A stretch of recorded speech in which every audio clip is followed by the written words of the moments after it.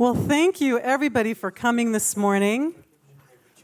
I'm Susan Ryan. I'm the new CEO here at Spaulding Youth Center. I've been here just about 9 months, and it's been a pleasure for these 9 months, and I'm sure for the foreseeable future as well. So it's really wonderful that you've all taken some time this morning to spend some time with us and to learn more about Spaulding. I think many of you know a lot about Spaulding Youth Center, but today we're really going to explore, we're going to take some time to explore this morning how we take the time with our children to experience childhood. So as we start today, I'd like to just give a bit of an overview to everybody on the different things that we do at Spaulding. We've been doing this service for children for almost 150 years. We're one of the oldest in the country doing work with children with special needs, disabilities, emotional and behavioral health challenges. And we serve about 150 different children every year. We have children who come to us, may graduate from us. So we always have children who are kind of coming and going. And then we have children who stay with us for quite a long time. We have over 230 employees, and many of them are people who are very local to our own community in Northfield.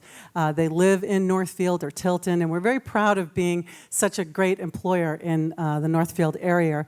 And we are on almost 500 acres in Northfield. Since 1871, we have served over 10,000 families. So as we think about the children that we serve and the programs that we provide, we have some specialties, I would say. We are residential, we are academic, we have community-based, we have clinical services. We serve families, not only the children, but also their families. Lots of therapy. We're an intensive therapeutic environment, and we're very proud of the work that we do with the children who come to us. One of our flagship programs, the one that you're going to be learning about a lot today, we're going to have some fun this morning, so I hope you're all ready. Everybody had coffee? Yeah? So one of our flagship programs, and again, the one that we're talking about quite a bit this morning, is our Experiential Challenges Outdoors. We call it ECHO. And we think of it not only as a wonderful program, but we know it's a very unique program. So there aren't that many providers of this service in the state, or really in the country. And so when you look at a program like ours, you say, is there any difference between your program and another one that might be being provided in the state? And our Experiential Challenges is a very unique part of our program. So without further ado, I'm so proud to introduce and so happy that he's here with us. Oh, there he is on the swing. This is the Commissioner of the Department of Education. We're so proud that he's here this morning, Frank Edelblut, if you'd come up and join me. Frank was gracious enough to come as the new Commissioner of the Department of Education to come up and to visit us at Spaulding and spend hours with us on our field day. And we have some great photos to prove it, but he's going to talk a little bit more about it. Thank you, Frank. Good morning, everyone. How are you doing? So she didn't show the picture of me actually jumping off the swing at one point. And then the little boy next to me says, "You're not allowed to jump off the swings. That's not permitted here." I'm like, oh no, I got in trouble. But thank you so much for letting me visit. It was a beautiful day. Was that in May or June? Sometime around there. Someday in the spring. It was a beautiful day in May or June, and I got to go visit the facility. The weather was great, and the whole campus was being transformed at the time for the field day. And so they were setting up all kinds of rides. As tempted as I was to get into the bounce house, did you prevent me from doing that, or better judgment somehow reigned? I don't know, but I didn't. But I so appreciated being able to go up there, being able to engage with some very special students. Being able to really join with some of the staff at the facility up there who are willing to, and you can just see it in their eyes, you can hear it in their voices, you can just sense it when you are with them, a desire and a willingness to try and connect with students, very special students, exactly where they are. Not to place burdens on them, not to stress them out, but to really kind of meet them where they are and help to find creative ways to help them cope and to move along in their lives. And I was encouraged by the new leadership team up there, right? You're fairly new, 9 months. Congrats. Can we have a round of applause for our new leadership up there? And really the vision that you have for the support for the families and for the children up there, and I appreciate this. And as I left the facility that day, and I'm driving in this very bucolic, beautiful New England scenery out of their 500-acre campus up there, my thoughts really turned to the parents and the families of all those children up there. And really, I would imagine, the peace and the comfort that are provided to those families as they know the kind of care and support that their children are getting at this facility. So I just want to thank you for inviting me this morning. I want to thank all of you for coming this morning. This is a fundraiser, and I know at some point, someone's going to ask you to dig deep and help the kids. And so I want to be the first to encourage you to begin to think about that. And thank you for allowing me to join you this morning. Every year, we do award the Arthur Niswander Community Award, and I wanted to invite my board chair, Michael Ventura, to come on up to provide some background and to introduce you to this year's award winner. Is this working? Yep. Good morning, everybody. Thank you for coming. On behalf of Board of Directors of Spaulding Youth Center, I want to thank you all for coming here and being part of this fundraiser this morning. I have the privilege of talking about the Niswander Award. It's something that I've done a number of times over the years, but it's always a special time for me. The Arthur H. Niswander Award recognizes and honors community members, organizations, businesses, or individuals who have made significant contributions to the enduring success and vitality of Spaulding Youth Center. The award is named after a valued and beloved former trustee who was instrumental in the creation of Spaulding Youth Center in 1958, and who, until his death in 2008, at the age of 100, continued to avidly support its mission. Prior recipients of this award, as you can see on the board, are the Northfield Police Department, Tilton Northfield Fire and EMS, the Pines Community Center, Northfield Town Offices, Skate Escape, James Manning DDS, Fred Namey over at WFTN, and last year was the Quilters Guild. This year, in recognition and grateful appreciation for their partnership and commitment to the excellence alongside our staff and for our children, the children that we serve, we present this award to Great Northern Cleaners.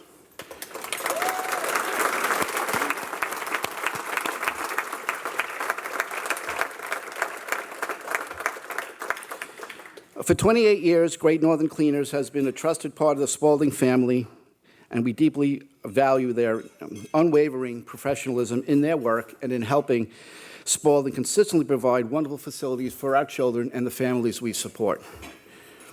Frank and his team, like Liz at the school, and Amanda, who manages the residential cleaning staff, are responsive and wonderful to work with, along with all the other terrific and dedicated staff of Great Northern Cleaners. We are thrilled to recognize them with this very special award.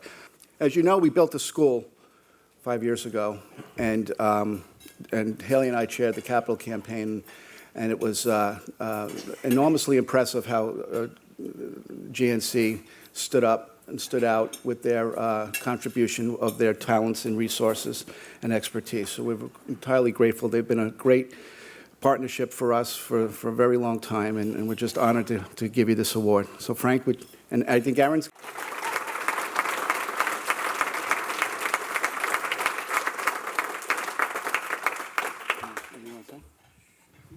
Frank, I bet you'd like to say something. Frank Perkins. Not much of a speaker, but it has been a pleasure for the last 28 years working with Spaulding, with the staff. There's a picture, I believe, up in your area of the office from mid-90s. If you look closely, it's an aerial view, and you'll see our van on campus cleaning. It's just to prove that we've been there. So, and we look forward to many more years of serving everyone. Well, thank you. And, when we told the children we were giving this award out, they quickly got together and wrote thank you notes. And this is a huge pile of thank you notes, and I've read every one of them, and they are so awesome. I kind of hate to give them away. But I wanted to give these to you as well to enjoy and to read, and to thank you all, and all of the great staff, Amanda and Liz, and everyone who does such a terrific job for us. Thank you so much. Thank you. Well, it takes a village, you know. I mean, it really does take a village to serve the children that we serve. And I'd like to introduce to you now the director of our special education program, as well as the principal of our school, and that is Colleen Sleva. And she's going to help to introduce the real fun part of our program today. So, Colleen? Thanks, Susan. Well, good morning, everyone. So I have the great pleasure of introducing our renowned outdoor education program that allows our children to experience a childhood. We call our outdoor education program ECHO, as Susan mentioned, which stands for Experiential Challenges Outdoors. All of our children enjoy ECHO regularly, learning to ride bikes, rock climb, paddleboard, swim, and more, as you'll see in the photographs.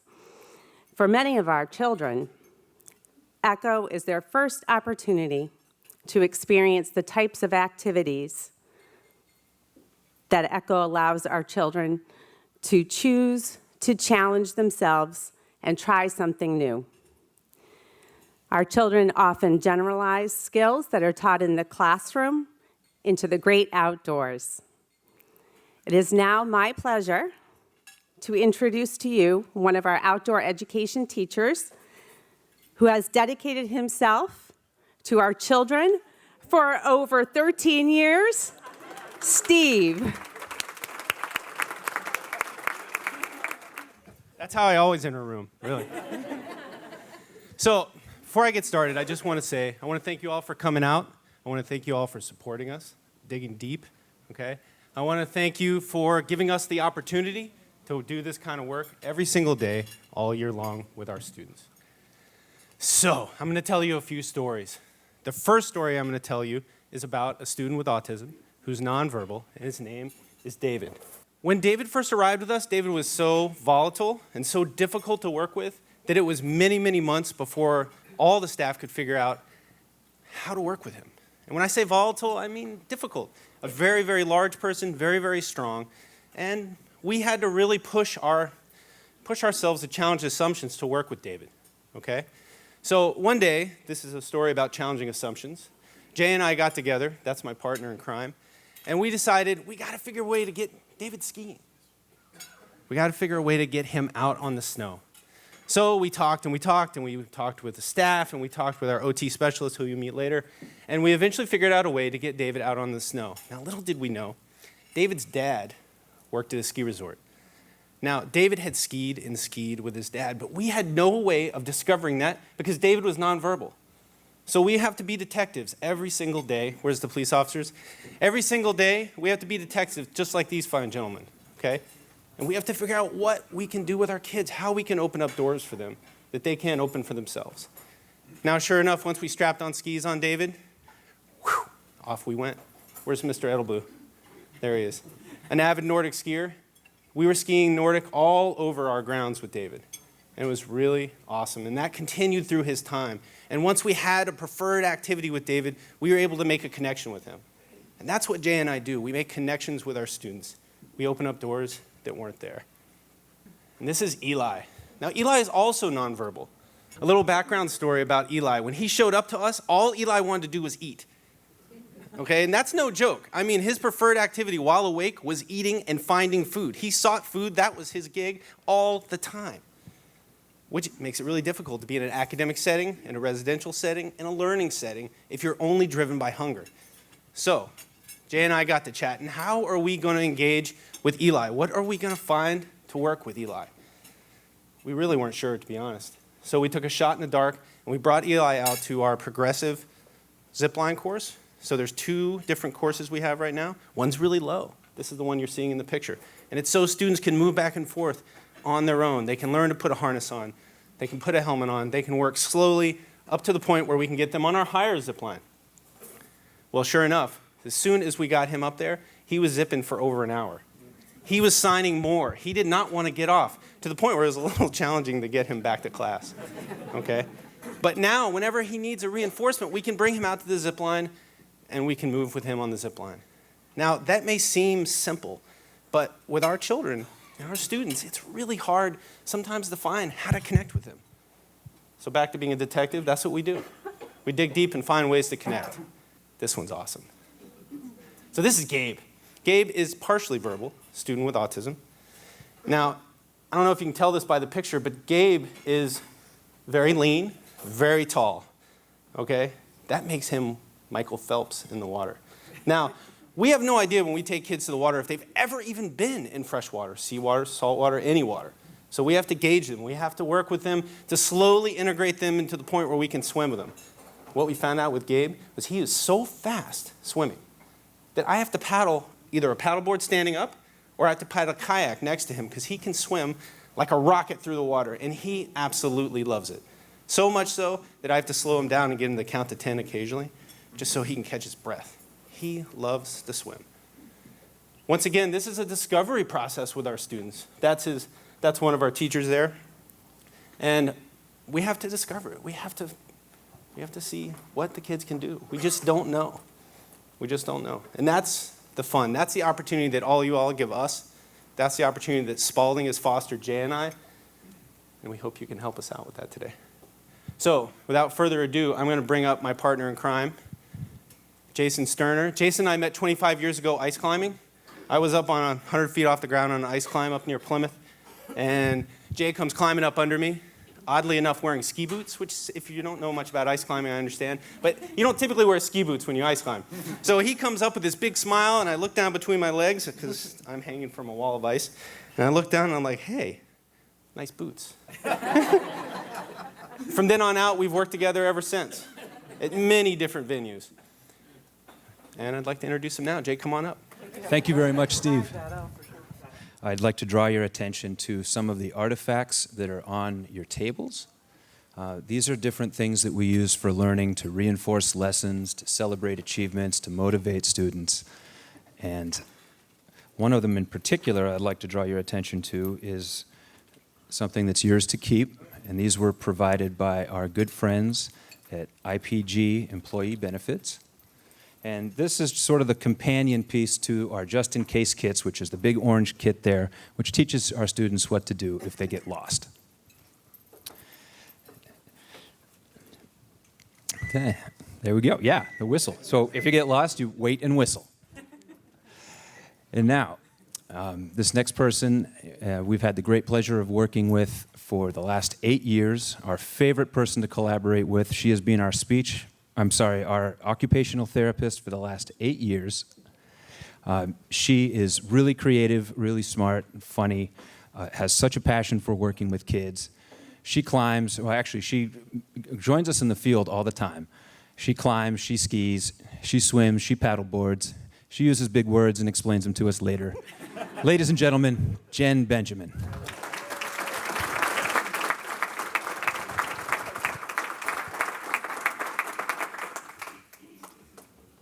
Unlike Susan, I do need the podium. Good morning. I'm Jen Benjamin, and for the past 8 years, I've been the head occupational therapist at Spaulding Youth Center. I've been an OT for 19 years, but Spaulding is my favorite place to work because of the fabulous staff, the incredible students, and because there are so many opportunities for our students to learn through hands-on activities. You should get some of those opportunities too. So each of you has a basket on your table, and in the basket are a bunch of pipes. They didn't actually fall down from the ceiling. We put them there. So we'd like you, while we're talking, take turns, share, and see what you can build.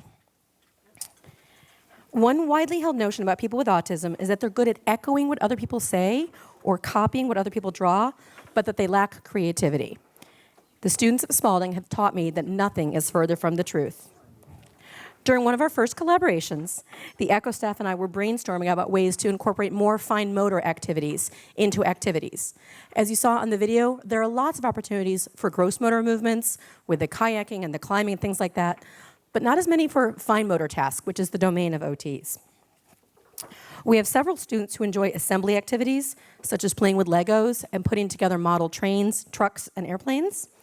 So Steve and Jason and I started talking about how to offer opportunities to build during ECHO, and our Pipe Dreams unit came to life, and that's what you get to do right now. So we started with large pieces of PVC pipe, which were color-coded to help the students figure out how to match up the pieces. But then we saw our students take it a lot farther than we ever dreamed. Here you can see one of our favorite students, Erica, as she ponders what to do with her pipes.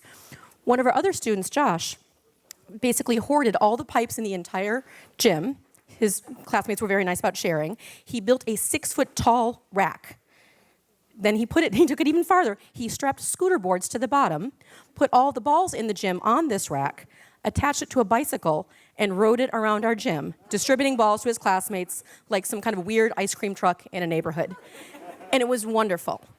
There is a video of this, but we can't watch the video because I was filming and I started crying, and so it gets all jiggly. But it was really, just take it on faith, it was really, really magical, but the video looks pretty bad. So during this whole process, all the students, not just Josh, were developing their fine motor skills as well as their creativity, and they were having so much fun as they were doing it. As you listen to my coworkers today, I encourage you to continue to play with the pipes and sharing. I'm seeing some people having a hard time sharing, but I'm sure you're going to get better at that. In addition to collaborating with ECHO, my other favorite person to collaborate with is our speech language expert, Rachel Gregoire. Rachel has over 5 years' experience and incredible depth of knowledge, and I learn something from her every time I'm lucky enough to speak with her. Rachel Gregoire.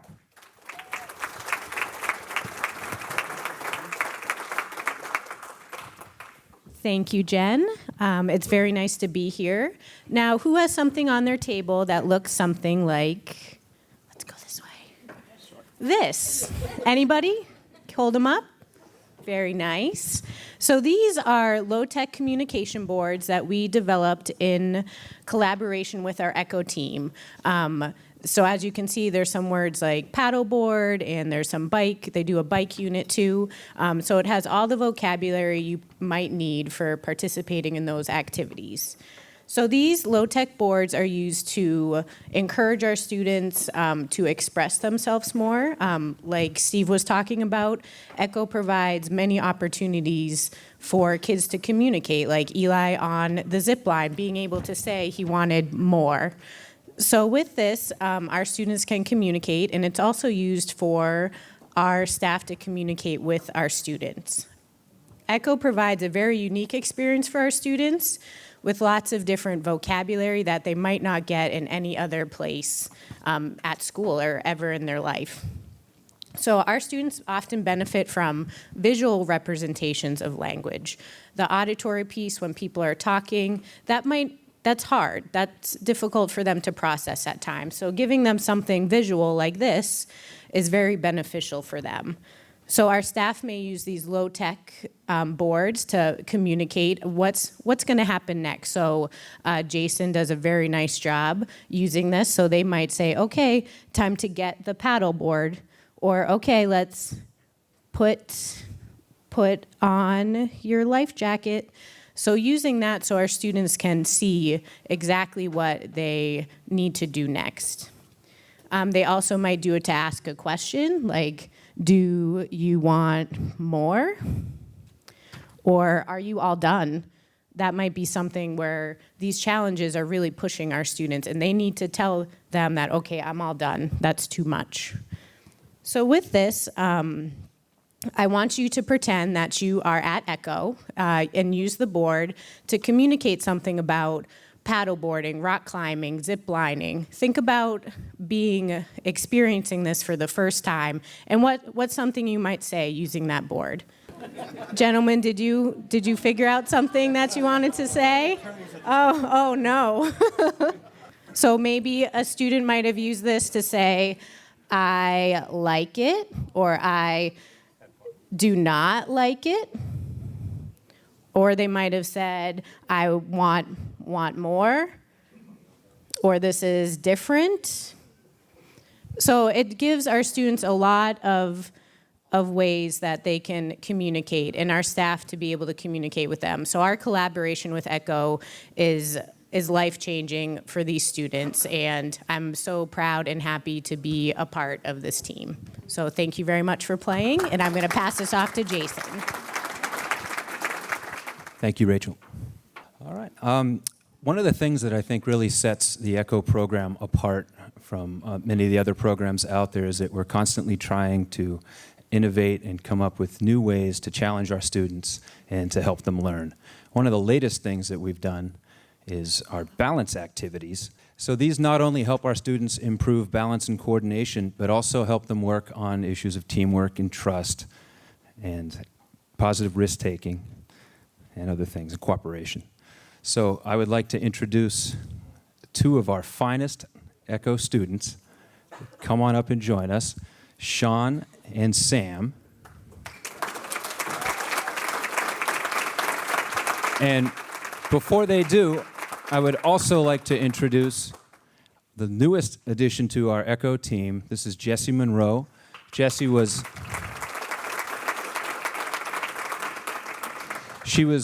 the most incredible intern we've ever had a few years ago, and we're so excited that we've finally been able to hire her so she can bring her energy and enthusiasm and all of her skills and knowledge. And this is Brian Schaffnett, a legendary staff member at Spaulding, one of the greatest teacher's aides. One of our greatest teacher's aides ever and almost everyone's preferred staff. These two are going to help us by just spotting to make sure that nothing goes awry. While Sean and Sam, are you guys ready? You guys are just going to start here. Sean, you can be there. Sam, you can be here. They're going to work their way across our course. We'll try it again. Go ahead, Sam.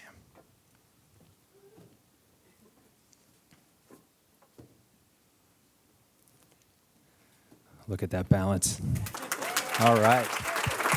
Nicely done. Bravo. Take a bow, you guys. Thanks, you guys. Great job. Let's hear it for Sam and Sean.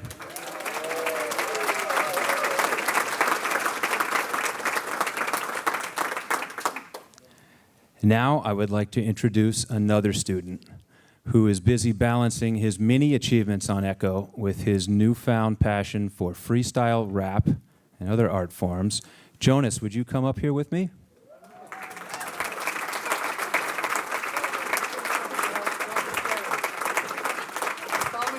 And I would also like to introduce another of our most incredible staff members, and the only man I know who swam with dolphins, Donnell Coombs. We're going to give it up for Double J.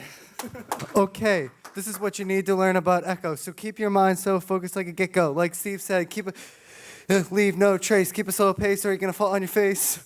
Okay, I'm finished. No dropping the mic.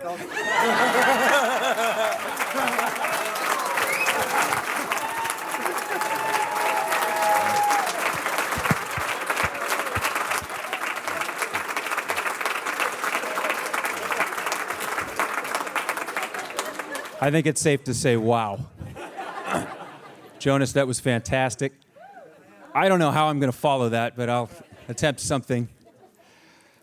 What I'd like to do is invite you all to play a quick game. It'll be fast and painless, I promise. If you don't mind standing up and maybe just pushing in your chair and standing behind it.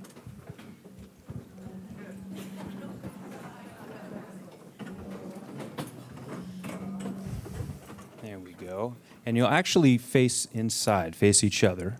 And what I'd like you to do, if you can see me, is take your right palm, make it as flat as possible, and extend it so that it is in front of the person to your right. Yes, left and right. There we go. Looks good so far, so good. Now, your other right. With your left index finger, you're going to take that and let it just barely hover over the palm in front of you. Not touching it and not way up here, just so that it's hovering over. Now, the reason we're doing this is because the next time I say gotcha, I want you to try to grab the finger in front of you while evading capture of your own finger. Is everybody clear on that? And remember, it's not a contact sport. You shouldn't feel like you've been attacked if you're, we don't want to lose any fingers. Is everybody feeling it? Oh, good. Garbanzo. Sorry, I was just thinking about our fantastic salad bar at Spaulding. I don't know where that came from. My bad. Wow, jumpy crowd. Might have to roll out some decaf. Gotcha.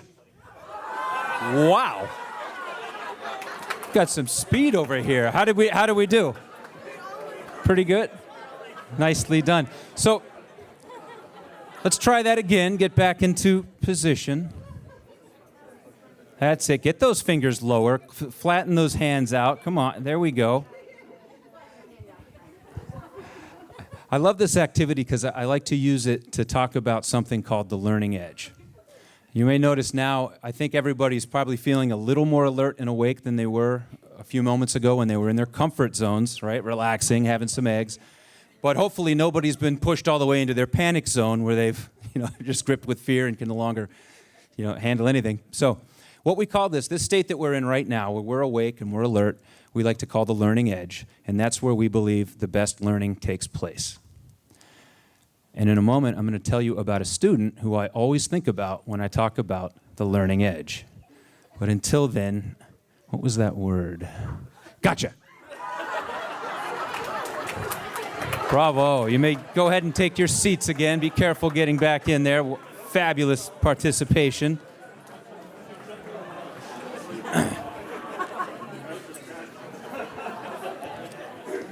All right. Nobody lost a finger, right?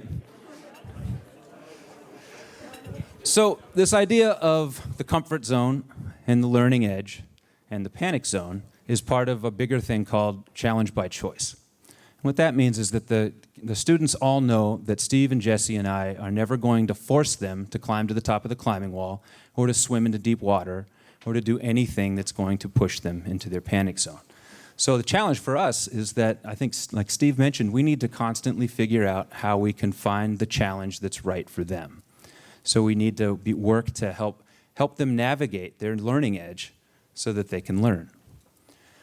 Now, Jaden, as you can see here, is one of the best examples that I can think of the learning edge. He is about 18, nonverbal, had autism and developmental disabilities. And his comfort zone was so small, and his learning edge was a razor thin, so that virtually any attempts by our staff for a long time when he was first with us to stretch him or to challenge him would end up in some pretty high magnitude crisis behaviors. In fact, for a while, for several months when he was with us, his life took place in 3 rooms. His room in the residence, his classroom in the school, and the dining hall, where he loved soup, I guess, comfort zone, yeah. So fortunately, our staff, in fact, many of the people in this room right now were able to, during that time, start to build relationships with Jaden, including Donnell and Brian, who are up here, and Jen. So he was starting to make some progress and be a little less volatile. And it was about that time, one June morning, when Colleen called Steve and I into her office, and she said, "I want you to take Jaden swimming." And Steve and I were like, "What?" We're like, Jaden? Of course, after we got over the initial shock, we knew she was right, because why shouldn't this student have the same opportunities that all of our other kids do? So right away, we assembled our team. We went right to Jen Benjamin, and we had her get on a schedule where she just worked with Jaden to practice putting on the life jacket. And they'd do that a few times a week. So it wasn't new, so he knew what was coming. And then we had our speech pathologist at the time help us do some video modeling.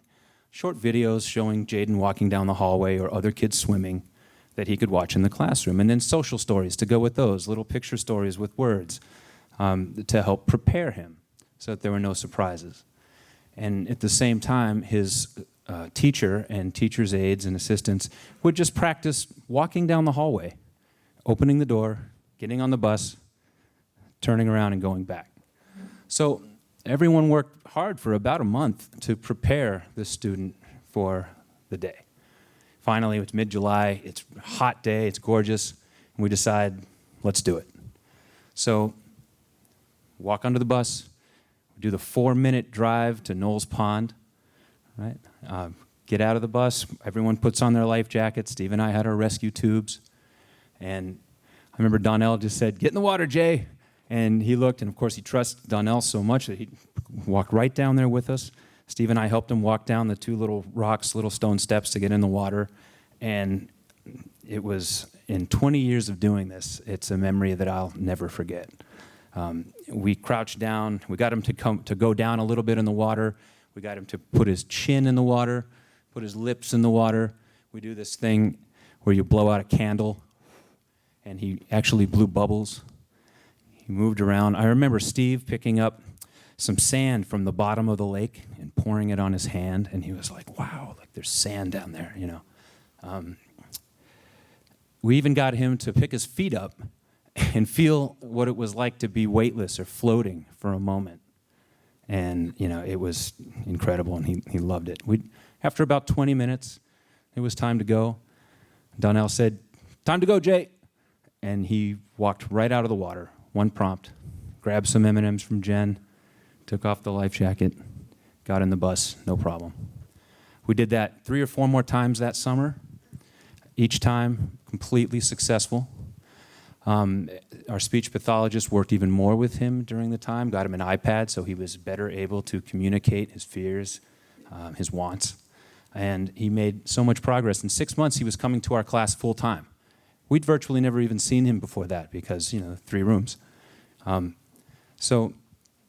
the following year, you know, recently, Brian actually took him to a Fisher Cats game, where I understand he set some kind of record for eating pizza. So this all started with somebody challenging assumptions, a group of people working together to help a kid navigate their learning edge so that they could experience this part of childhood that, you know, many of us take for granted, right? Swimming. I mean, something we all did growing up, something we do with our children now. So, your homework, you choose to accept it, is sometime in the next week or 2, find some challenge that gets you up on your learning edge. I'm not asking to go skydiving, but that would certainly work. But find something, and when you do, think about Jaden and his 3 rooms. And keep in mind that your donations today can help us continue to make sure that every child in our care has a chance for a childhood. Thank you.